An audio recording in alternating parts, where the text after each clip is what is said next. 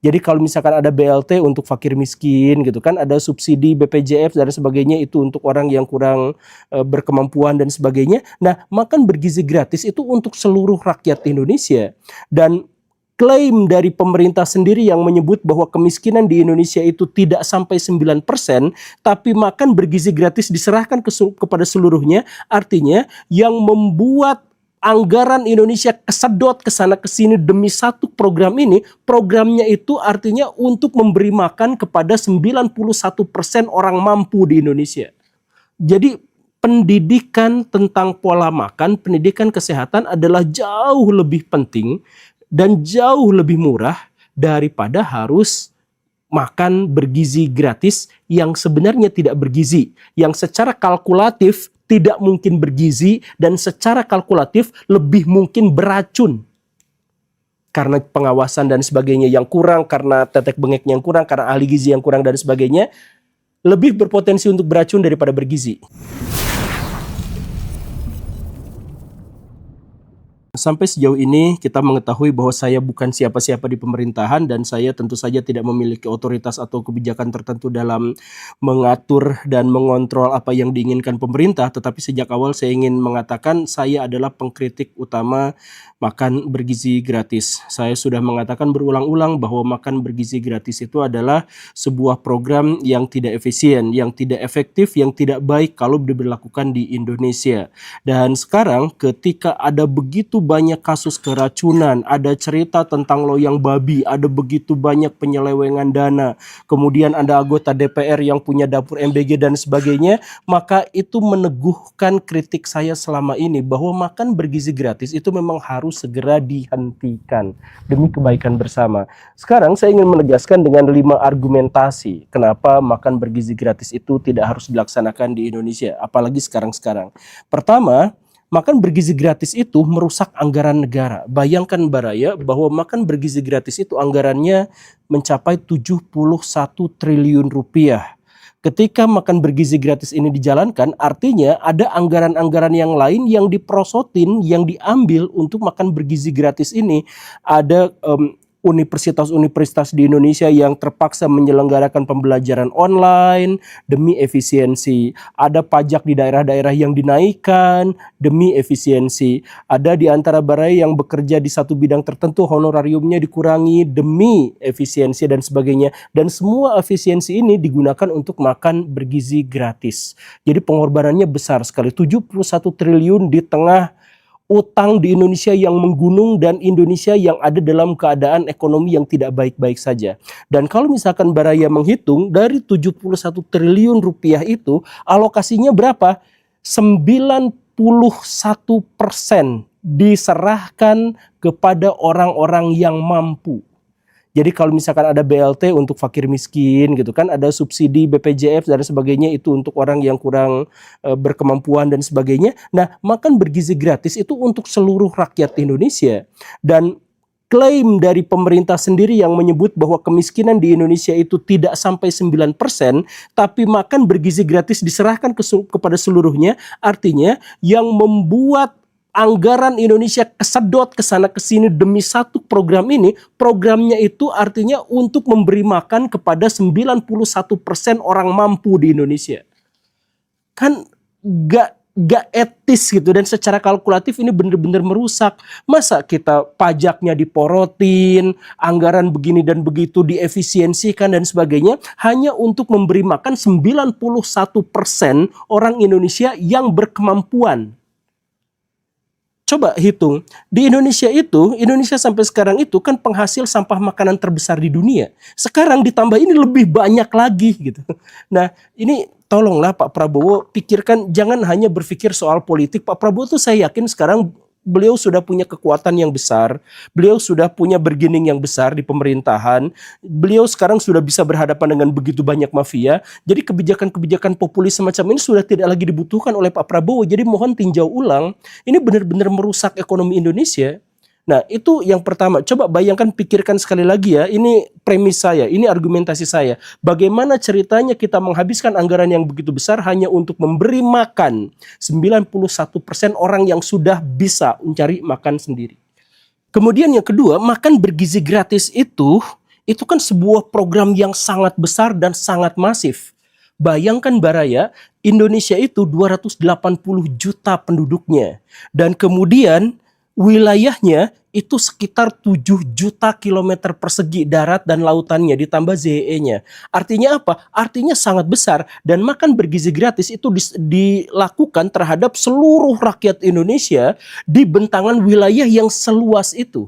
Nah, karena itu maka birokrasinya harus dibuat dulu, bentuk pengawasannya dibuat dulu, SOP-nya dibuat dulu, sistem birokrasi, jalur suplai makanan dan sebagainya itu harus dibuat dulu, dimatangkan dulu, dimapankan dulu. Pengawasannya, kemudian aturannya dan lain sebagainya itu harus dimapankan. Bagaimana ceritanya kurang dari 1 tahun semua itu langsung harus dipaksakan? Ini akhirnya apa? Kacau Baraya, hancur berantakan. Di Indonesia itu sekarang coba bayangkan ada berapa ribu anak di Indonesia yang keracunan. Dan ketika ada yang keracunan, ramai-ramai semuanya langsung lempar tanggung jawab. Kata sekolah, kami tidak bertanggung jawab kalau ada yang keracunan. Kata SPPG, kami tidak bertanggung jawab kalau ada yang keracunan. Jangan tuntut kami dan lain sebagainya. Gak ada satupun yang mau tanggung jawab, itu korban udah jatuh ribuan. Kalau misalkan sampai ada yang meninggal di situ, itu pemerintah harus dituntut atas dasar pembunuhan. Ya karena apa? Karena mereka yang seharusnya menyelenggarakan, dan mereka tahu betapa masifnya ini, dan mereka tahu betapa besarnya wilayah Indonesia, tapi mereka tidak mempersiapkan semuanya dari awal. Contoh yang kecil aja, kenapa misalkan sekarang tuh ada keracunan, ada masalah babi dan sebagainya. Hal sederhananya beginilah Baraya. Untuk bisa menyelenggarakan makan bergizi gratis di seluruh wilayah Indonesia, minimal banget, seminimal-minimalnya, kita membutuhkan 30.000 ahli gizi. Minimal banget. Berapa ahli gizi yang ada di Indonesia sekarang? 35.000 orang. Yang dibutuhkan oleh makan bergizi gratis 30.000 orang. Artinya kalau misalkan makan bergizi gratis ini benar-benar dilaksanakan seminimal-minimalnya sesuai dengan SOP, sesuai dengan standar, hanya akan ada 5.000 ahli gizi di Indonesia yang melayani masyarakat. Karena sisanya untuk makan bergizi gratis. Begitu kan? Dan yang 30.000 ahli gizi atau pakar gizi itu harus disebarkan dari Sabang sampai Merauke. Faktanya adalah 35.000 pakar gizi yang ada di Indonesia sebagian besar numpuknya di Pulau Jawa. Nah, dari hal kecil ini akibatnya apa? Akibatnya di daerah-daerah itu sebenarnya tidak ada pakar gizi yang bisa diandalkan. Jadi kalau nanti di sana ada keracunan, terus ada kejadian-kejadian lucu di mana daging hiu jadi makanan, ada burger jadi makanan, kemudian yang ham palsu itu juga jadi makanan dan sebagainya. Itu gara-gara apa? Ya gara-gara memang tidak ada pakar gizi di situ yang dilibatkan. Nah, karena semuanya kacau, semuanya acak-acakan. Karena apa? Karena program sebesar ini, semasif ini dilakukannya dengan impulsif dalam tanda kutip gitu ya. Makanya sekali lagi saya tawarkan kepada Pak Prabowo, Pak, tinjau lagi lah. Saya yakin Pak Prabowo itu cerdas. Saya yakin cerdas luar biasa. Dan saya yakin bahwa makan bergizi gratis itu pertimbangannya hanya pertimbangan politis. Karena kalau pertimbangan gizi, pertimbangan ekonomi dan sebagainya itu nggak akan masuk. Saya yakin Pak Prabowo nggak akan mikirin itu gitu. Ini pasti adalah pertimbangan politis. Nah, berhubung Pak Prabowo sekarang sudah memiliki kekuatan politis yang jelas, di mana ketika demo di mana-mana sekalipun, yang di demo itu cuma Ibu Puan Maharani, yang di demo itu cuma Gibran Bapak, itu adalah salah satu yang paling kuat yang tidak didemo sama masyarakat, yang menunjukkan bahwa bergining Bapak itu kuat. Jadi udahlah, gak usah lagi cari-cari suara, cari-cari kekuatan dari rakyat untuk bikin makan bergizi gratis dan sebagainya, gak usah.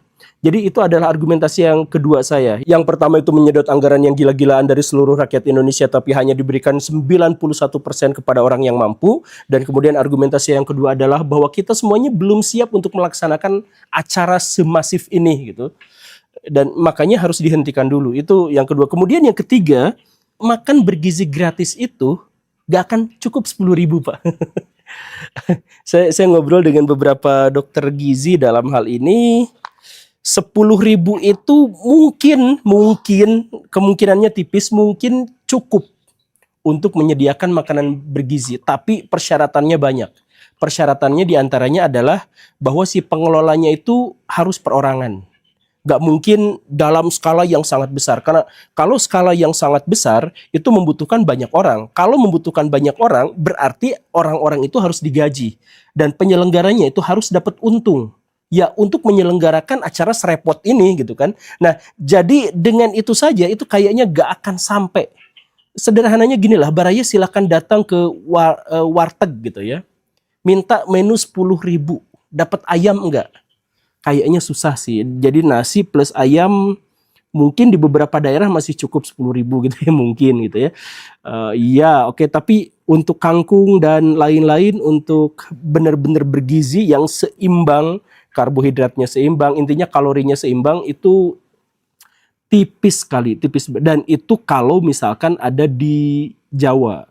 Kalau Baraya main ke Halmahera, Baraya main ke Kalimantan Tengah, Baraya main ke Papua, itu makan bergizi tuh udah gak mungkin lagi sampai di situ. Jadi makan bergizi gratis yang Pak Prabowo canangkan Rp10.000 per anak per sekolah itu nggak mungkin. Silahkan tanyakan kepada pakar gizi dan lain sebagainya. Kita bisa sih sebenarnya menyelenggarakan makan bergizi gratis itu kalau misalkan ya makanannya tuh lokal. Jadi orang Papua makan sagu. Kemudian orang Ambon ada pisangnya di situ misalkan ya. Kemudian orang Sunda kasih singkong yang banyak gitu. Nah, kalau misalnya seperti itu, ya cukup lah, memadai. Karena makanannya ada di tempat masing-masing. Tetapi karena ini menggunakan sistem yang sangat masif, maka nggak mungkin terlaksana. Jadi Pak Prabowo ya, saya mohon maaf ya, anggaran makan untuk DPR itu seingat saya sekali makan tuh Rp117.000. Nah, kalau mau bergizi gratis tuh segitu, Pak. Jangan 10.000, Pak. Kasihan Pak, 10.000 itu nggak cukup. Atau kita balik aja lah. Anggaran makan untuk DPR itu Rp10.000. Nah, untuk makan bergizi gratis Rp117.000 kalau mau. Itu argumentasi saya yang ketiga. Kemudian argumentasi yang keempat adalah membebani anggaran dan penyelenggara pendidikan di Indonesia. Sekarang gini aja dulu Pak, kan saya tuh berkali-kali, saya tuh menghormati Pak Prabowo, saya tuh suka dengan beberapa kebijakan beliau, suka dengan beberapa gebrakan-gebrakan beliau, apalagi dalam kancah internasional begitu berwibawanya presiden kita itu. Ya, tapi salah satu hal yang selalu saya jadikan sebagai kritik terhadap Pak Prabowo itu adalah Pak Prabowo itu jarang mau turun ke lapangan. Satu-satunya tempat di mana kita melihat Pak Prabowo turun ke lapangan itu adalah ketika ada driver ojol yang meninggal dunia dilindas sama Pak polisi. Sekali itu aja Pak Prabowo tuh turun ke lapangan. Sisanya nggak pernah. Nah, dalam hal ini coba Pak Prabowo datang ke sekolah-sekolah, tanyakan kepada guru yang di sekolahnya itu menyelenggarakan makan bergizi gratis. Capek, udah bekerja di kelasnya numpuk, administrasinya banyak, berbagai laporan harus ditulis, mereka harus fokus untuk meningkatkan kompetensi mereka dalam mengajar, ditambah beban tanggung jawab makan bergizi gratis. Itu banyak guru-guru yang sampai gak bisa datang ke kelas ngajar tuh ada banyak Pak.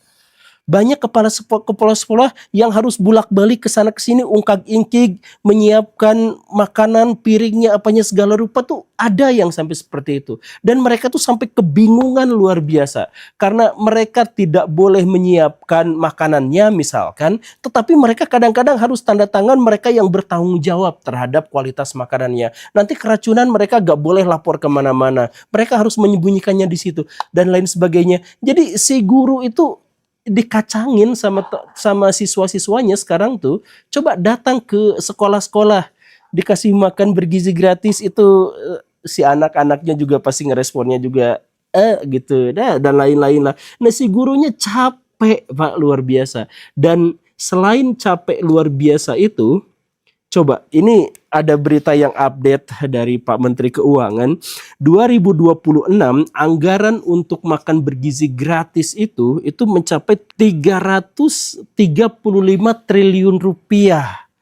Wow, 71 triliun rupiah aja kita udah kegencet habis-habisan. Ini 2026 335 triliun rupiah dan 70%-nya berasal dari anggaran pendidikan. Pak, anggaran pendidikan jangan dipotong, Pak. Ya kita sekarang anggaran pendidikan yang segini aja kita kesulitan luar biasa. Masih banyak guru-guru honorer yang dibayarnya 200.000, 300.000, Pak. Saya ngalamin sendiri yang seperti itu tuh. Nah, sekarang anggaran pendidikannya harus dipotong 70% untuk makan bergizi gratis. Nanti bagaimana nasib guru-guru kita, sistem pembelajaran kita, bagaimana sekolah-sekolah bisa menghidupi diri, bagaimana nanti anak-anak bisa bangga dengan sekolahnya. Anggarannya minim sekali, Pak. Dipotong sampai sekian persen untuk makan bergizi gratis yang tembus 335 triliun rupiah. Itu ya kasihan, ini pendidikan dalam hal ini benar-benar dikorbankan hanya demi politik, kebijakan politik yang populis. Tolonglah Pak, ini sekali lagi mohon ditinjau ulang. Jangan sampai ini dilaksanakan atau berkelanjutan kalau bisa, atau bolehlah kita menyelenggarakan ini, tapi kalau misalkan anggaran kita tuh sudah punya 20-30 ribu triliun gitu ya, seperti Cina ketika dia melaksanakan makan bergizi gratisnya gitu ya, atau misalkan Amerika Serikat ketika melaksanakan, ya mereka kan semuanya melaksanakannya, Jepang juga melaksanakannya, ya tetapi setelah duit mereka tuh gede banget, setelah PDB mereka tuh gede banget, kita kan ya sudahlah. Dan ya sebuah catatan kecil lah ya, Cina menyelenggarakan makan bergizi gratis itu hanya untuk fakir miskin ketika mereka sudah punya anggaran dana tuh sekitar 30-40 ribu triliun rupiah kalau dirupiahkan. Nah, Indonesia baru punya anggaran 2.500 triliun setahun saja menyelenggarakan makan bergizi gratis untuk seluruh rakyat Indonesia. Itu argumentasi yang keempat. Kemudian argumentasi yang kelima itu adalah bahwa makan bergizi gratis itu sama sekali tidak akan menyelesaikan stunting. Ini saya sudah sampaikan berkali-kali. Jadi kalau misalkan bapak-bapak penyelenggara mau lihat datanya, kalau misalkan mau jujur silahkan. Misalkan begini ya, ini dari data-data yang bapak-bapak pemerintahan sendiri yang keluarkan ya, bukan dari saya. Berapa angka stunting di Indonesia? Sekitar 20%. Berapa fakir miskin di Indonesia? Sekitar 9%. Ini data dari Bapak ya, bukan dari saya. Stunting 19%, miskin 9%. Artinya apa? Artinya ada sekitar 10-11% orang di Indonesia yang tidak miskin tapi kena stunting. Artinya apa? Artinya stunting tidak berkorelasi langsung dan positif dengan kemiskinan. Stunting berkorelasi dengan kegagalan dalam edukasi makanan. Banyak orang tua kita yang kaya, yang berkemampuan, yang cukup, tapi ngasih makan anaknya itu permen, terus ya susu yang kadar gulanya itu terlalu banyak, yang apa dan sebagainya. Bahkan di Indonesia ada fenomena stunting obesitas. Katanya stunting kurang gizi tapi gendut.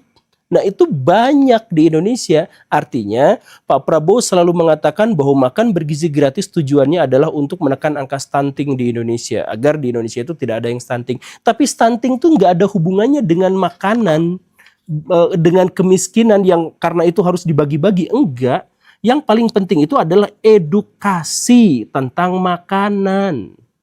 Itu juga sudah berkali-kali saya sampaikan. Jadi kalau saya jadi presiden, misalkan ya, saya jadi presiden, saya nggak akan menggelontorkan uang 71 triliun rupiah dan kemudian di tahun berikutnya 335 triliun rupiah untuk menyediakan makan siang gratis untuk menghindari stunting. Saya cukup akan menghubungi Pak Aderai, Pak Deddy Kobisa, Pak Kris, Bang Kris, Pak Dr. Tirta, Dede Inun. Mereka kan influencer soal gizi, soal makanan gitu ya, soal kesehatan. Nah, ajak mereka untuk berkolaborasi. Mereka mah saya yakin bahkan ketika nggak dibayar pun mereka akan mensosialisasikan makan bergizi. Orang nggak disuruh aja mereka sekarang sudah menjadi influencer pola hidup sehat, pola makan sehat gitu kan. Mereka sudah ngajarin itu semua, nggak dibayar sekalipun. Nah, nanti kolaborasi aja. Silahkan mereka bikin yang seperti itu, nanti sama pemerintah disebarkan lebih luas lagi gitu. Jadi konten-konten mereka lebih terbuka, lebih menarik, lebih bisa dijangkau oleh banyak orang. Dan saya yakin itu efektif, saya yakin itu efisien gitu. Jadi pendidikan tentang pola makan, pendidikan kesehatan adalah jauh lebih penting dan jauh lebih murah daripada harus makan bergizi gratis yang sebenarnya tidak bergizi, yang secara kalkulatif tidak mungkin bergizi dan secara kalkulatif lebih mungkin beracun. Karena pengawasan dan sebagainya yang kurang, karena tetek bengeknya yang kurang, karena ahli gizi yang kurang dan sebagainya, lebih berpotensi untuk beracun daripada bergizi. Kita sepakati bersama itu. Nah, jadi ya Pak, mendingan itu pakai aja tokoh-tokoh terkenal, terkemuka yang banyak fansnya, banyak pengikutnya itu untuk turut membantu upaya pemerintah. Jadi mereka tuh jangan dijadikan hanya, misalkan ya, jangan hanya dijadikan buzzer untuk melindungi kebijakan-kebijakan yang buruk, tapi mereka juga harus dibuat untuk berkontribusi terhadap negara. Kenapa? Menurut Guru Gembul, apakah sekarang ini kita sudah ideal pendidikan kita? Ya enggak. Saya pikir bahkan negara yang paling baik dalam pendidikan pun untuk disebut ideal itu agak riskan ya. Jadi kalau misalkan Indonesia itu bukan ideal atau tidak, tetapi apakah menuju kebaikan atau tidak, apakah ada perbaikan atau tidak. Pendidikan di Indonesia itu berubah-ubah Pak. Tapi bukan berubah nanjak dan membaik, tapi berubahnya tuh gini. Udah naik, turun lagi, naik, turun lagi, naik, turun lagi. Gak ada kebijakan-kebijakan di dunia pendidikan yang bisa bertahan lama. Baik itu dalam bentuk kurikulumnya, materinya, kemudian bagaimana kebijakan-kebijakan yang berhubungan dengan birokrasinya. Itu gak ada yang berkesinambungan satu sama lain tuh. Jadi misalkan apakah kita membutuhkan UN atau ada, kadang diadain, hilangin lagi, diadain lagi, dihilangin lagi. Padahal sebenarnya mau ada dan tidak ada pun sebenarnya punya kebaikan masing-masing. Jadi maksudnya ada negara-negara yang menyelenggarakan UN dan mereka berhasil maju. Kayak misalkan negara-negara di Cina, misalkan di Asia Timur. Ada juga negara-negara yang tanpa UN mereka bisa maju juga. Negara di Skandinavia.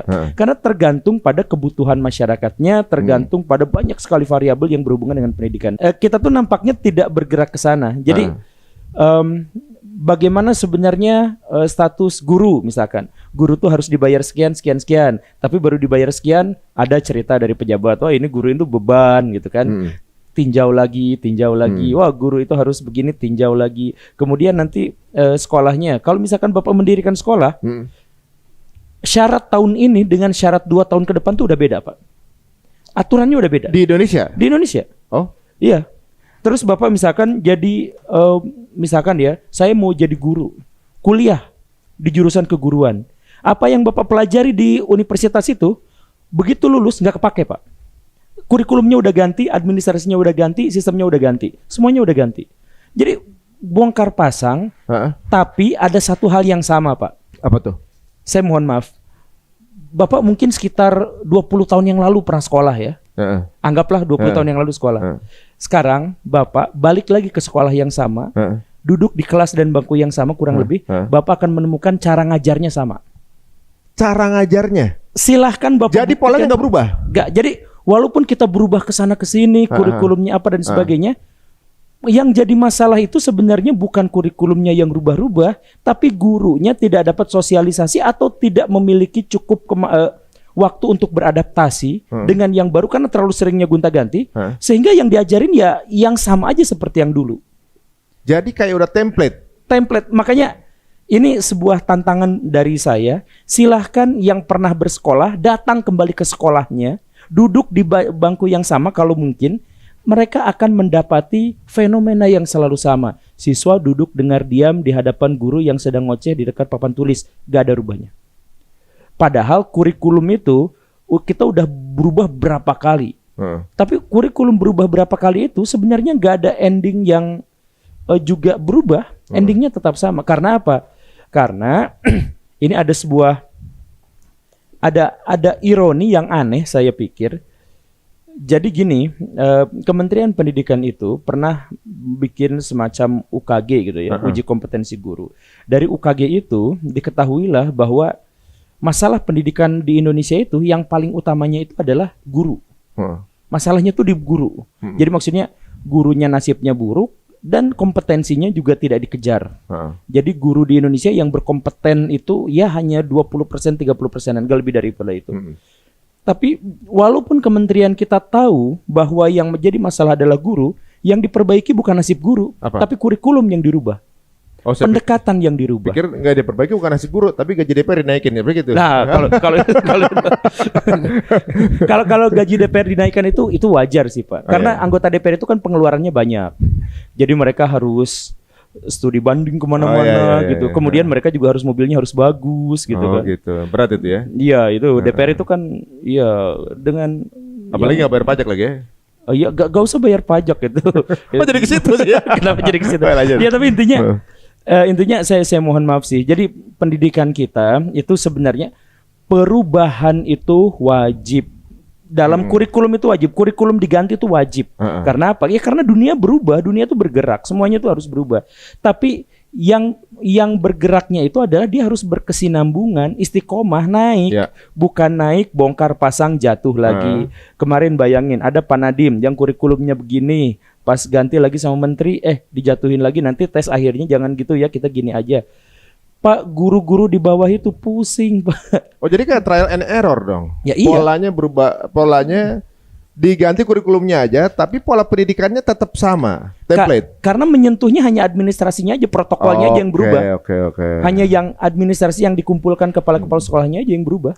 Oh, jadi di sini kelihatan bahwa mau berubah kayak gimana juga kalau ternyata polanya masih template, kayaknya nggak akan terjadi perubahan yang signifikan. Oke, sekarang kita tanya sama Ustadz Adian. Kalau Ustadz Adian setuju nggak pendapat Guru Gembul ini begitu bahwa ternyata memang pendidikan kita berubah-ubah pola kurikulumnya, namun pola pengajarannya masih agak template gitu. Tapi sebelum saya mau tanya dulu, menurut Ustadz, kita udah ideal belum pendidikan sekarang?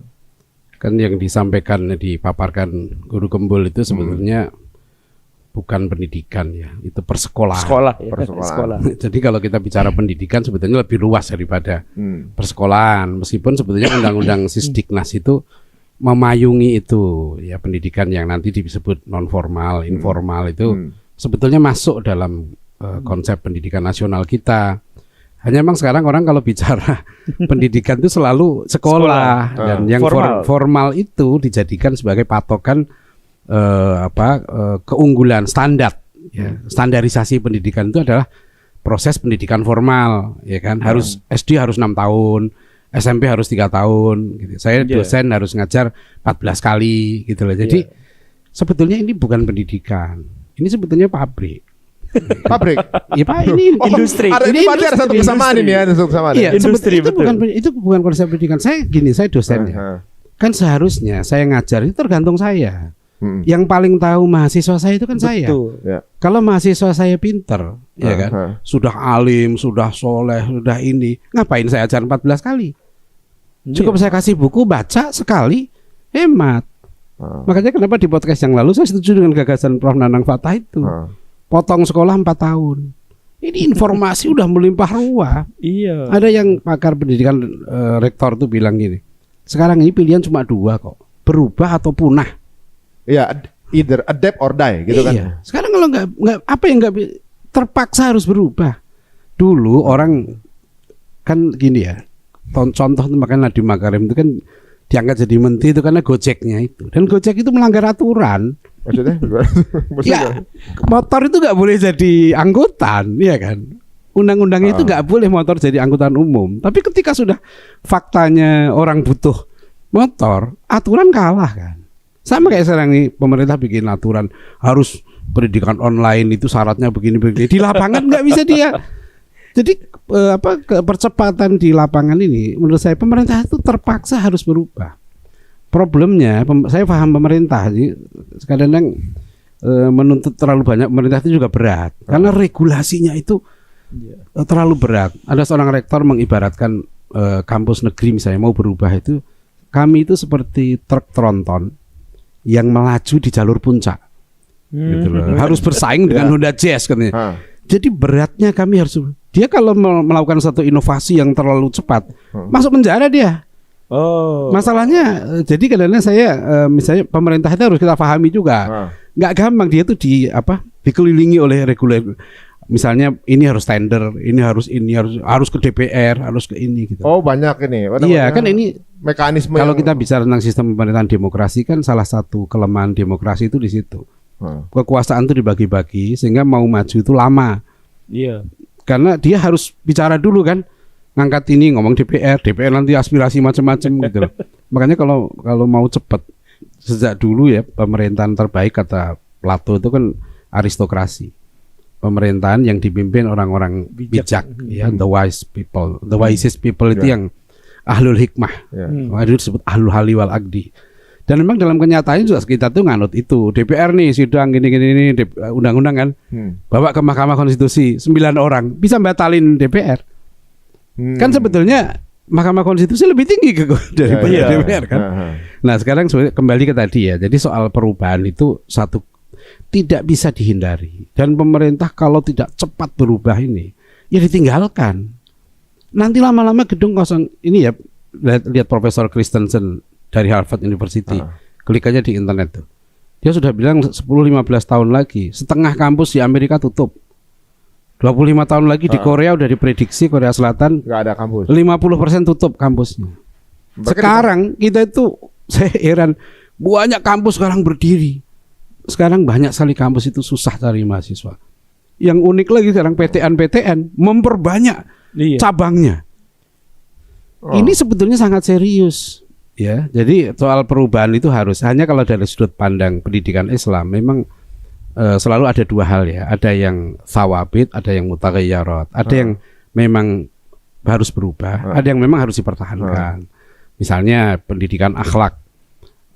Anak itu harus jujur, bekerja keras, ya sabar, ya, tidak sombong, tidak angkuh. Itu tidak boleh berubah ini.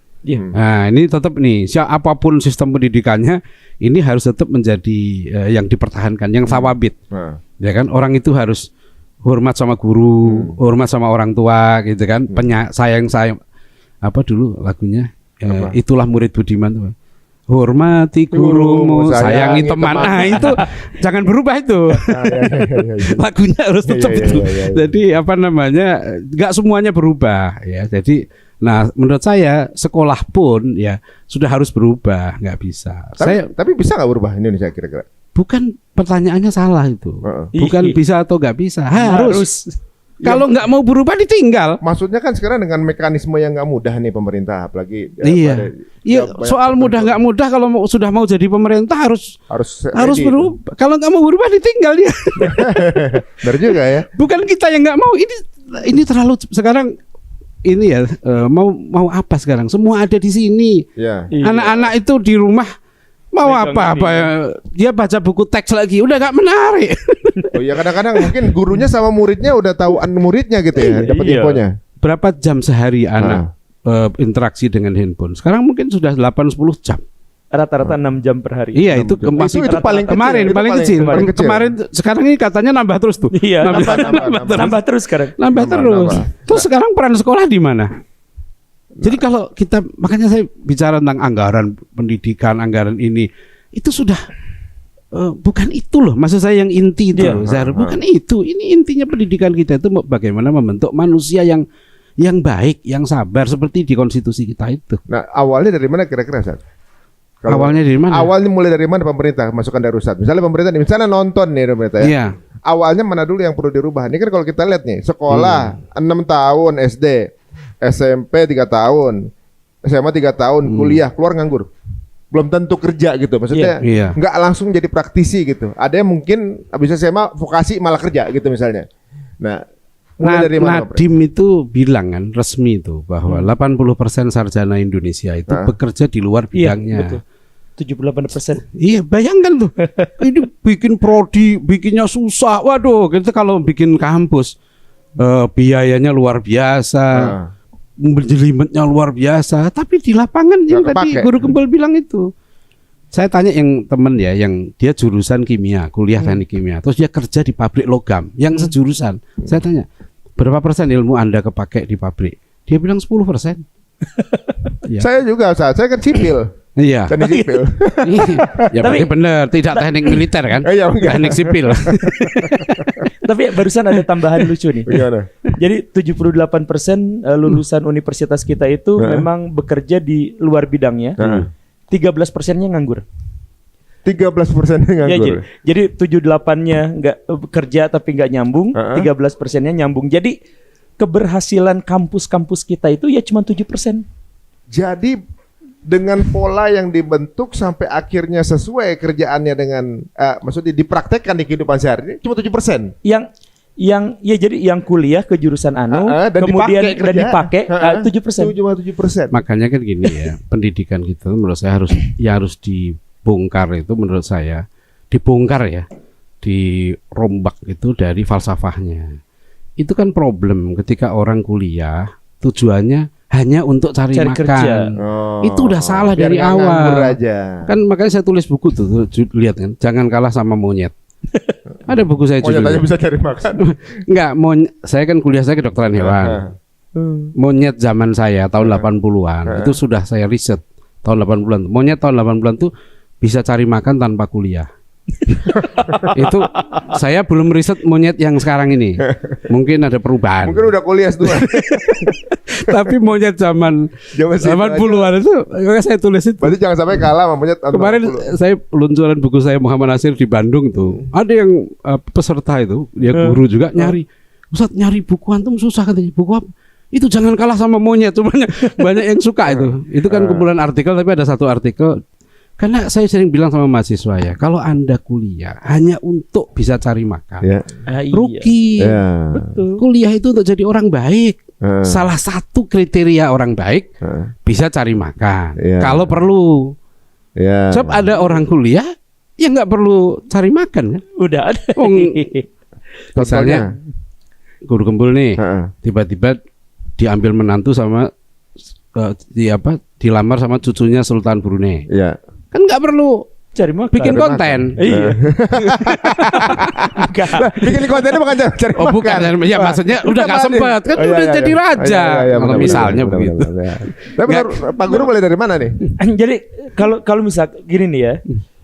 Sebenarnya terlalu rumit kalau kita misalkan harus mencari dari mana akar perubahan pendidikan kita. Misalkan gini ya, kita belajar beberapa jalur yang bisa kita tempuh. Misalkan kita mulai dari kesejahteraan wanita. Kesejahteraan wanita itu dampaknya besar terhadap pendidikan di satu negara tuh. Karena gini, misalkan ya, ada di satu negara nun jauh di sana, mereka itu menjadi negara dengan sistem pendidikan terbaik di dunia, gara-gara perempuan-perempuan di sana yang bekerja boleh cuti 2 tahun untuk mengasuh anaknya yang baru dilahirkan. Negara mana itu? Enak banget. Finland. Nah, iya, di Finland itu jadi ibu-ibu kemudian hamil, kemudian melahirkan. Nah, dia tetap dapat gaji dari perusahaannya, tapi dia nggak usah ngantor. Dia ngasuh aja anaknya. Dari situlah kemudian si ibu itu mendidik dengan baik, mengasuh dengan baik, menciptakan pola asuh pendidikan yang baik di rumah. Jadi orang tua adalah madrasah pertama bagi anak-anaknya. Nah, ketika si anak-anak itu datang ke kelas, pasti guru, oke, ada yang mau ditanyakan, ada yang berpendapat, saya semuanya. Kan ternyata semuanya punya inisiatif, semuanya berpikir positif, semuanya ingin menunjukkan pemikiran, ide. Oh, itu dimulainya dari mana? Ternyata mereka mendapatkan momentum menjadi negara dengan sistem pendidikan terbaik justru dari orang tua yang sejahtera. Dari undang-undang ketenaga kerjaan yang mempersilahkan ibu-ibu untuk 2 tahun silahkan fokus di anaknya. Ada yang begitu kan? Ada yang begitu. Atau misalkan ada seperti di Amerika Serikat. Sistem pendidikan di Amerika Serikat itu dimulai dari seperti yang Bapak jelaskan dari falsafah pendidikannya. Jadi falsafah pendidikan di Amerika Serikat itu adalah untuk dikapitalisasi. Jadi lu bisa dapat pendidikan karena investasi masa depan gitu. Jadi pendidikan itu adalah untuk investasi masa depan. Makanya di kampus-kampus di sana itu mereka benar-benar industri, mereka jualan hak paten. Itu Harvard itu misalkan itu berapa triliun setahun dari jualan hak paten yang dibikin sama akademisi di sana. Nah, jadi artinya apa? Artinya lu berpendidikan berarti kaya, nggak berpendidikan berarti fakir miskin. Itu penekanannya. Makanya mereka berlomba-lomba untuk jadi akademisi paling hebat. Karena kalau jadi akademisi, kalau ke sekolah, kalau kuliah, kamu bisa seperti ini. Atau misalkan kita lihat pendidikan yang di Jepang. Fokusnya itu apa? Bagaimana caranya agar Jepang itu memiliki sumber daya manusia yang tangguh, yang unggul. Jadi fokusnya itu adalah setiap orang di situ adalah sumber daya manusia bagi sebuah negara. Jadi nasionalismenya, bushidonya, kekuatan untuk bisa bermanfaat buat orang lain, itu fokus pendidikan mereka. Nah, jadi semuanya itu macam-macam. Jadi pendekatan dari manapun nggak apa-apa. Yang penting konsisten, komitmen. Nah, kita tuh enggak. Jadi tadi misalkan Bapak ini permulaan yang baik dari Pak Adian itu memisahkan apa itu pendidikan dengan apa itu sekolah, dan sekolah disebutnya sebagai industri dalam tanda kutip. Ya, kita tuh negara dengan orang yang sangat ingin berpendidikan, tetapi penyelenggara pendidikan kita itu ambruk. Kenapa ambruk? Ya karena bukan hanya di sekolahnya, di sekelilingnya itu kita tidak berpendidikan. Kemarin saya berbincang dengan seorang pakar. Beliau mengatakan di Indonesia itu 88% keluarga itu gak ada satupun di situ, di anggota situ yang S1. Artinya apa? 88% keluarga. Jadi lulusan SMA semua aja kan tuh? Atau lebih bawah dari itu. Nah, artinya apa? Kalau misalkan S1-nya aja nggak kecapai, artinya mungkin kemungkinan pertama miskin, kemungkinan kedua tidak memprioritaskan pendidikan, kemungkinan yang ketiga tidak memiliki akses terhadap pendidikan. Ya, apapun itu, tapi yang jelas adalah 88% dari rumah tangga di Indonesia itu tidak berpendidikan tinggi. Nah, dampaknya apa? Dampaknya ya budaya literasi, budaya pendidikan kita itu jadi nggak ada. Anak-anak kampus tuh minimal baca buku kan. Nah, kalau misalkan tidak pernah menganyam dunia akademik di situ, bahkan ada pengakuan. Ini pengakuan nih, pengakuan. Saya mohon maaf ya, tapi saya sebutkan saja. Pengakuan dari salah satu putra dari salah satu mantan presiden di Indonesia.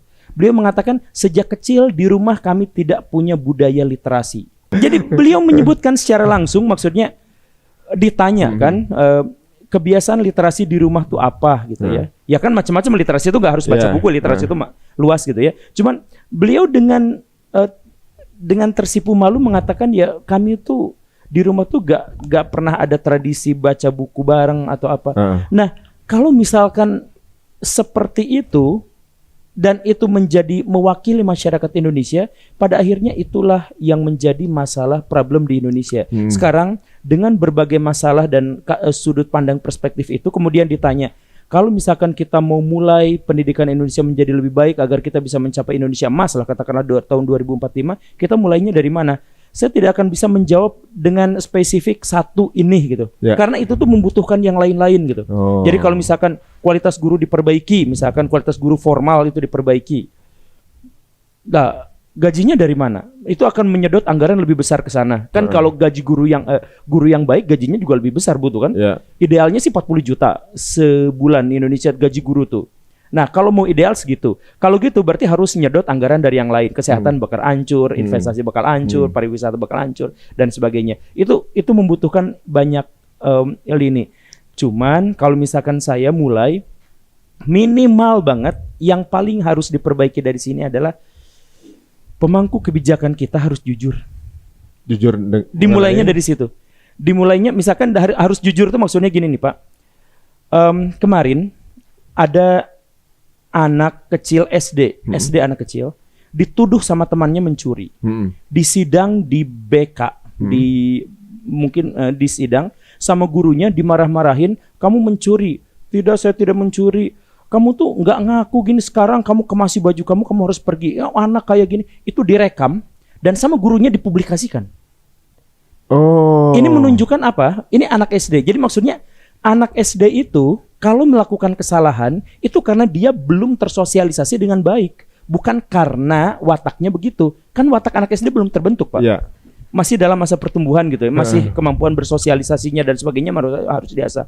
Tapi ketika ada guru yang melakukan pembulian terhadap anaknya, itu di ruang guru si anak satu dikelilingin sama guru-guru, dicemooh semuanya gini dan sebagainya. Itu dipublikasikan sama gurunya. Nih direkam nanti diviralin biar mamanya tahu nih semuanya gini. Berarti kamu ngambil uang temennya. dimasukin ke tas yang lain biar nggak ketahuan ya. Nggak ngaku gimana Ki? Gimana Kamu Ki? nggak ngaku tuh Gimana? Emang ada setan? Soalnya ini kamu ini sudah orang-orang udah pada ngeliat kamu yang ngambil tuh, kok kamu masih bisa bilang bukan, enggak. Tasnya juga nggak mau dipegang. Tinggal ngaku iya gitu. Berarti habis ini nggak usah sekolah lagi, langsung kemasin bajunya ya. Ya ini di depan ibu-ibu gurunya ini. Gak apa-apa, ini dikirim ke mama kamu ya. Gak usah sekolah lagi, kemasin bajunya. Habis itu jangan sekolah di sini lagi ya. Sama aja kayak yang nggak bisa bayar SPP suruh di lantai itu. Nah, maksud saya adalah dalam hal itu artinya apa? Si gurunya tidak berkompeten. Kenapa ada guru yang tidak berkompeten bisa jadi PNS? Kemungkinannya cuman satu, ketidakjujuran merajalela di wilayah itu. Mungkin ada orang dalam biar bisa masuk. Kan kalau orang berkompeten nggak mungkin dia bisa melakukan hal seperti itu kan, itu konyol sekali kan. Nah, dia tidak berkompeten tapi kenapa bisa masuk? Mungkin karena dia lewat jalur orang dalam, mungkin karena PNS-nya jadi nyogok gitu kan, atau mungkin dia memang waktu di kampusnya tidak diajarin kompetensi. Kenapa tidak diajarkan kompetensi? Kan memang diajarin itu dalam kurikulumnya diajar. Kenapa itu tidak seperti itu? Ada ketidakjujuran di situ. Nah, jadi mulainya tuh dari ketidakjujuran. Jadi dari ketidakjujuran itu kemudian memberikan implikasi kemana-mana. Ya iyalah. Jadi kemana-mana dari gurunya, dari yang menjalankan sekolahnya. Korupsi itu dibudayakan di sekolah. Oh. Tapi mungkin gini ya, Mas Pak Guru Gembul ya. Sebetulnya kan perbincangan tentang pendidikan itu udah panjang banget kita itu ya. Harus ada solusi ya. Bahkan saya melihat sebetulnya kondisinya lebih ngeri dari yang disampaikan Guru lebih ngeri dari ini. Lebih ngeri. Kenapa? Iya. Ini udah ngeri nih. Lebih dalam itu. Tapi menurut saya lebih ngeri kan gini. Misalnya orang mengatakan kayak analisis tadi ya. Problem kita itu adalah yang berpendidikan tinggi itu sedikit, ya kan.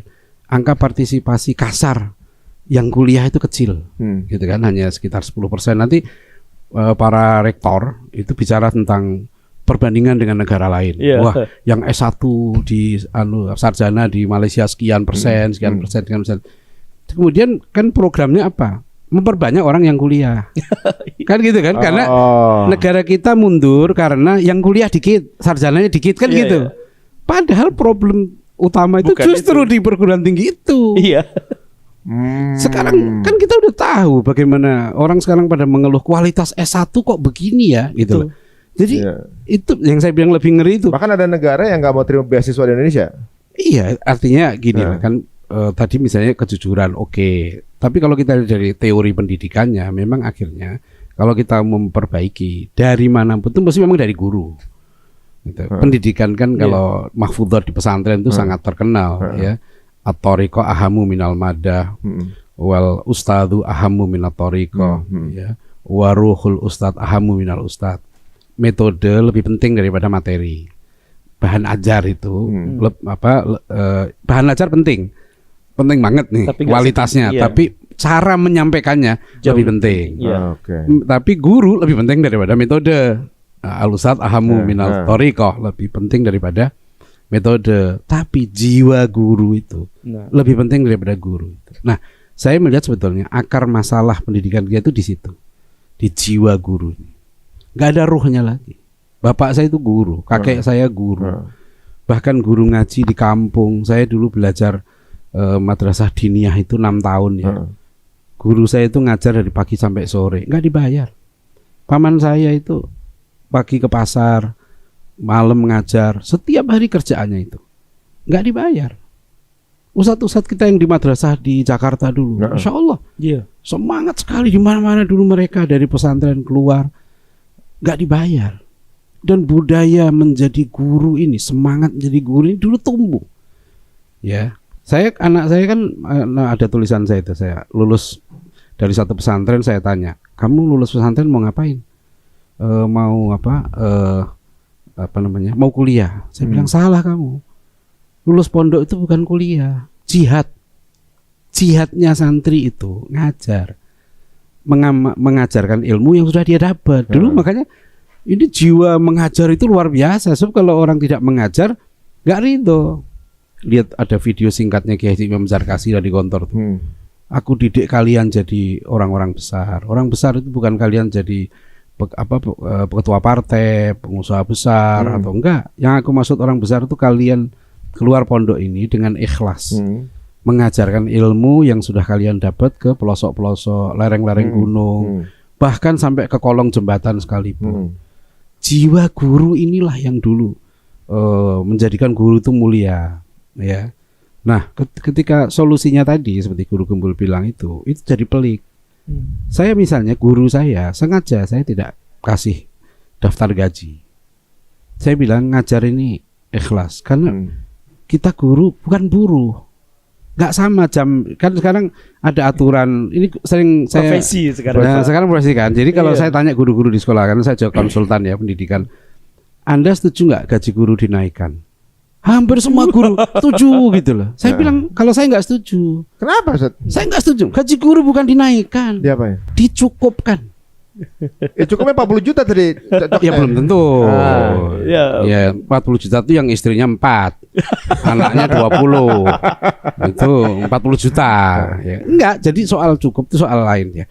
Cukupkan itu tentu sewajarnya lah. Dan ingat di dalam konsep Islam ada berkah.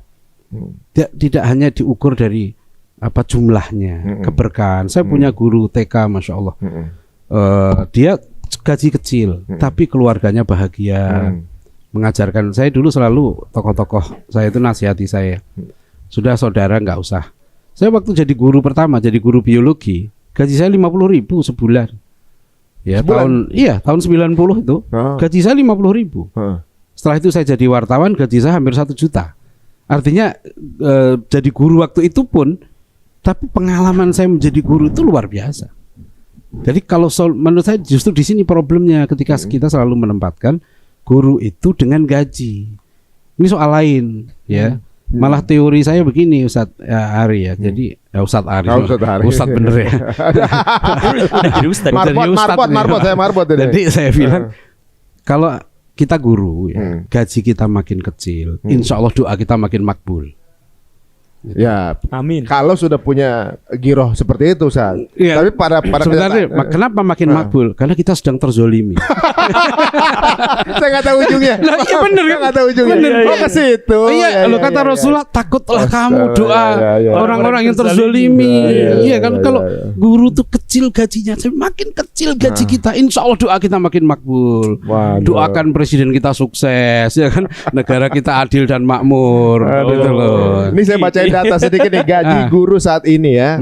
Gaji guru pokok P3K adalah antara 1,94 sampai 7. Ini statementnya ya. Ini per bulan ya? Per bulan. Jadi 1,94. Per hari kan DPR. Iya, DPR per hari. Ya. Kemudian kalau honorer itu 74% berada di bawah 2 juta rupiah per bulan. 20%-nya 500.000 per bulan. Jadi rata-rata gaji berdasarkan data Jobstreet itu semestinya 3,83 juta per bulan gitu. Jadi gini, saya mau ini ya. Kenapa saya menghindar? Selalu saya bilang ke guru-guru saya juga, ke anak-anak saya kan, saya dari istri pertama kan punya anak 7. Saya itu dorong anak saya semua jadi guru. Ya. Saya gampang aja kok bagi saya orang Islam tuh. Kalau anak saya jadi wapres, belum tentu ngirim pahala ke saya. Belum tentu ya. Belum tentu. Tapi kalau anak saya jadi guru, ngajar yang baik, ngajar ngaji, ngajar sholat, ngajar ini, saya mati, pahala ngalir. Itu yang kita tunggu dari anak-anak kita, itu ngirimkan pahala terus. Makanya semakin banyak anak soleh semua, jadi guru semua, pahala ngalir. Makin kecil gajinya, makin makbul doanya. Nah itu rumusnya begitu nih, rumus dulu nih, karena jadi selalu baik ya. Selalu baik. Nah sekarang bicaranya, kalau saya ditanya betul, ya saya sering bilang gaji guru misalnya di Jakarta, gaji guru TK menurut saya, TK ya menurut saya minimal tuh 5 juta lah seminggu. Ya. Ya udahlah itu cukup lah. Tapi kan real ya kan pemerintah nggak bisa. Sebab begini ya, kita tuh dulu bicara tentang gaji, sudah dinaikkan, sertifikasi segala macam. Ternyata kenaikan gaji itu tidak berkorelasi positif dengan kualitas mengajarnya. Betul. Itu kan pelik. Jadi ketika kita bicara Jadi dinaikin gaji pun iya, udah banyak kualitas- riset itu. Enggak. Akhirnya setelah naik gaji, gugat cerai suaminya. karena gaji lebih banyak. Itu banyak kasusnya kan rame itu. Iya. Waduh. Jadi bingung juga nih Jadi, pemerintah. Makanya ini pelik tuh gitu, Pak. Makanya kita misalkan mau naikin gaji lah, kompetensinya juga tidak ada gitu. Kompetensinya tuh sedikit lah di antara. Tapi saya punya pandangan yang agak berbeda dari yang Bapak tadi itu. Jadi saya tuh berpikirnya begini nih. Guru itu yang saya pahami bahwa guru itu adalah istimewa, guru itu bisa ngirim pahala, guru itu adalah orang yang kalau dia jelek nasibnya doanya akan makbul dan lain-lain. Itu adalah guru sebagai peran, bukan guru sebagai status. Jadi masalahnya di Indonesia itu sekarang ada guru sebagai status. Jadi guru itu secara definisi begini ya. Orang yang bisa bikin bapak tuh dari tidak bisa jadi bisa, tidak ahli menjadi ahli, dari tidak jago menjadi jago, dari tidak soleh menjadi soleh. Nah itu tuh guru tuh gitu, bisa bikin bapak tuh kayak gitu. Nah tapi yang bisa melakukan itu gak harus orang yang berstatus sebagai guru. Bisa aja itu adalah ayah kandung yang statusnya adalah misalkan pegawai kecamatan gitu. Tapi dia bisa mengubah kita jadi lebih baik. Nah itu guru, dia berperan sebagai guru. Ada bahkan misalkan anak kecil negur kita, pikiran kita langsung, oh iya ya, anak kecil dalam hal itu tuh adalah seorang guru, gitu kan? Nah tapi yang sekarang dikoar-koarkan itu adalah guru sebagai status. Di mana ada orang yang berprofesi sebagai guru, kemudian berjam-jam tinggal di kelas, di sekolah, kemudian mengajar buku-buku lama untuk disampaikan kepada generasi masa depan. Nah, ini tuh harus dipisah statusnya, tetapi idealnya mereka tuh harus bersatu. Idealnya siapapun yang ada di kelas, dia tuh harus mengubah orang jadi tidak baik menjadi baik, bukan menghakimi. Tapi mengubah orang yang tidak soleh menjadi soleh dan lain sebagainya. Yang tidak tahu jadi tahu. Gitu. Ya. Nah, jadi kalau misalkan guru mendapatkan gaji sekian ribu, sekian apa, itu tuh sebenarnya yang seharusnya kita berikan penghargaan itu adalah yang statusnya apapun, tapi dia memberikan pencerahan dan perubahan pada diri kita sehingga kita menjadi lebih baik. Dan itu bisa siapapun. Jadi maaf ya, kalau saya ini menarik sekali tentang guru nih kan. Oleh karena itu saya itu usulnya sederhana saja. Kalau sekarang kita memperbaiki pendidikan kita, saya setuju. Bahkan dari falsafah gurunya yang harus diubah dulu. Iya. Yang tadi itu kan. Apa yang disebut guru? Sebab dulu bapak saya itu guru ya. Guru SD, guru gambar bapak saya itu. Tapi di kampung itu sangat dihormati. Ya, karena bapak saya itu aktif di Muhammadiyah, bacaannya Panji Masyarakat di kampung tuh, bacaannya Al Muslim. Jadi saya dari kecil itu bapak saya guru SD. Maksud saya dulu guru itu bukan soal gajinya, betul. Tapi begitu dia menjadi guru, dia itu orang yang dihormati. Makanya kan gini, sekarang aja kita itu ketinggalan loh. Tadi bicara Finlandia, Jepang itu, yang namanya di negara-negara itu kan yang memang milih pendidikan guru, itu orang-orang terbaik. Sampai tahun 60-an ya, dulu anak-anak SMP yang pinter itu pertama kali bukan masuk SMA, dia daftar namanya sekolah guru atas. Itu sejak zaman Belanda dulu begitu. Makanya dulu kan di zaman Belanda dulu pendidikan tertinggi itu selalu pendidikan guru. Ki Hajar Dewantara bikin 4 jenjang pendidikan tuh, Taman Indria, Taman Muda, Taman Dewasa, paling tinggi Taman Pamong. Taman Pamong itu artinya taman guru. Karena bagi Ki Hajar Dewantara, guru itu orang yang bisa ngemong. Pamong itu orang yang bisa mengasuh, murabi. Jadi pamong praja itu berarti harus orang yang bisa ngasuh memang. Itu konsepnya. Pamong. Ki Haji Ahmad Dahlan 1918 mendirikan Kweksul Muhammadiyah, sekolah guru Muhammadiyah. Gontor 1936 mengubah kurikulum menjadi KMI, Kuliatul Muallimin. Ya kan? Sekolah guru Katolik Van Lith yang terkenal di Muntilan tuh. Kweksul. Pak Natsir di Bandung, Pendis bikin Kweksul, sekolah guru. Jadi dulu kalau orang sudah sekolah guru, itu orang-orang terbaik. Panglima Sudirman itu guru. Kepala sekolah Muhammadiyah itu. Nah, berarti itu guru, kalau hitungannya berarti di guru status atau guru memang mental menyatu statusnya sebagai guru, dia berperan. Jadi dulu yang kalau orang sudah yang bisa jadi guru di zaman Belanda dulu memang orang-orang pilihan, nggak boleh masuk sembarangan orang. Jadi kalau ada lagu Jasamu Tiada Tara tuh buat guru yang itu. Betul. Guru tanpa tanda jasa tuh guru yang itu. Nah, sekarang tuh banyak yang guru itu saya masuk jadi guru nyogok. Terus jadi PNS di situ nyogok, ngajarnya nggak bener, ngajaknya tidak berkompeten, tapi minta gaji guru paling tinggi. Kami kan guru. Nah, jadi sekarang tuh jadi terpisah guru sebagai profesi dan guru sebagai peran tuh.